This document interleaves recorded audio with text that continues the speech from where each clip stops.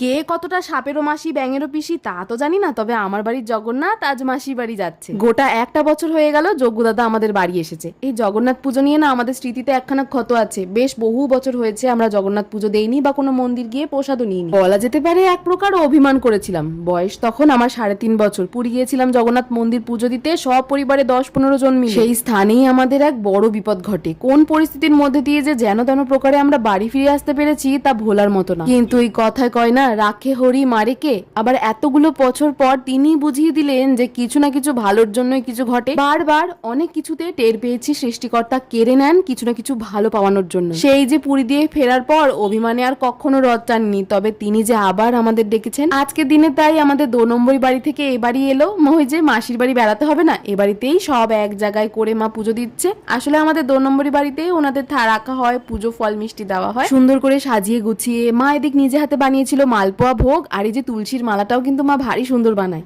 আর পুজো করতে বসলে আমি তো খালি ফেল ফেলিয়ে তাকিয়েই থাকি, কি যে বলবো কি যে কইবো কিছু মাথায় আসে না। খালি এখন একটাই জিনিস মানি, বাপু যা ঘটেছে তা ভালোর জন্যই, আর যা ঘটবে তাও ভালোর জন্যই। পুজো সেরে উঠলাম, মা দেখি রান্নাঘরে তোড়জোড় করে বানাচ্ছে আজকে রথ স্পেশাল মেনু। মায়ের সাথে রান্নাঘরে গেছিলাম হাতে হাতে একটু কাজ এগিয়ে দেবো বলে, কিন্তু আমার দ্বারা যে যেখানেই যাই সেখানেই সিদ্ধি। করতে গেছি আমি কাজ, জলের গ্লাস দেবো কিনা উল্টে দিয়েছি কাজ বাড়িয়ে।